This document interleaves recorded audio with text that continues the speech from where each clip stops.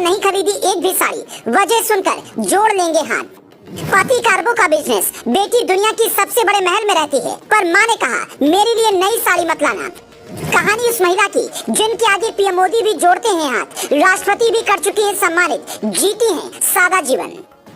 अक्सर लोग कहते हैं कि महिलाओं के पास पैसा हो तो खूब शॉपिंग करती हैं। बॉलीवुड की हीरोइन हो या फिर बिजनेस वुमन, वो लाखों के कपड़े पहनती हैं। लेकिन हिंदुस्तान की सबसे अमीर महिलाओं में से एक महिला जो रोजाना 1 करोड़ कमाती हैं, यानी कि महीने में 30 करोड़, उन्होंने 30 साल से कोई साड़ी नहीं खरीदी है। और इसकी वजह उन्होंने जो बताई है, पहले वो सुनिए फिर बताते हैं कि इतनी बड़ी शख्सियत कौन है। उन्होंने कहा, मैं काशी में पवित्र डुबकी के लिए गई थी। जब आप वहाँ पर जाते हैं तो आपको कोई एक ऐसी चीज त्यागनी होती है जो आपको पसंद हो। मैंने वहाँ खरीदारी, विशेषकर साड़ी खरीदना त्याग दिया।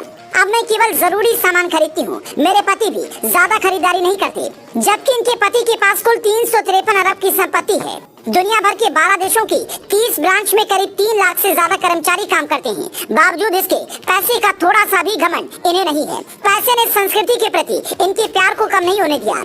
आज लोग थोड़ा सा पढ़ लिख लेते हैं, थोड़ा पैसा हो जाता है तो कहते हैं कि गुरुवार को साबुन लगा लेंगे तो क्या होगा, भगवान का व्रत क्यों करना है। लेकिन ये आज भी गुरुवार का व्रत रखती हैं।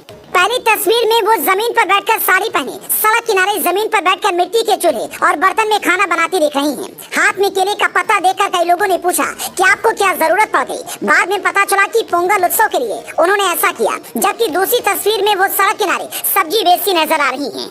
इसके बारे में पूछने पर बताती कि साल में 1 दिन तिरुमाला बालाजी मंदिर जाती हूँ, 3 दिन राघवेंद्र स्वामी मठ में सब्जियाँ काटती हूँ, ताकि पैसे के कारण जो घमंड इंसान के अंदर आता है उससे छुटकारा पा सकूं। तस्वीर देखने के बाद हो सकता है कि आप समझ गए होंगे कि ये साधारण सी दिखने वाली महिला है इन्फोसिस के संस्थापक नारायण मूर्ति की पत्नी सुधा मूर्ति। इनकी बेटी अक्षता मूर्ति ब्रिटेन के प्रधानमंत्री ऋषि सुनक की पत्नी है। जिस ब्रिटेन की आधुनिकता और ड्रेस से लेकर संस्कृति तक अपनाने के लिए हम इंडियन आकुल व्याकुल रहते हैं, वहाँ भी सुधा मूर्ति का असर ऐसा है कि वहाँ के प्रधानमंत्री आवास में सुबह सुबह पूजा की घंटी सुनाई देती है, क्योंकि सुधा मूर्ति इस बात पर यकीन करती हैं कि हमें जो भी मिल रहा है वो हमारी मेहनत और भगवान की कृपा से प्राप्त होता है। सुधा मूर्ति कभी टाटा कंपनी की कर्मचारी थी। वो टाटा इंस्टीट्यूट ऑफ साइंस में पढ़ाई पूरी करने के बाद टाटा की पहली महिला इंजीनियर बनी। उसके बाद जब JRD टाटा से उनकी मुलाकात हुई तो उन्होंने नाम पूछा, जिसके जवाब में उन्होंने कहा अब तक सुधा कुलकर्णी थी, अब सुधा मूर्ति हो गई हूँ। साल 1981 में उन्होंने टाटा कंपनी को अलविदा कहा।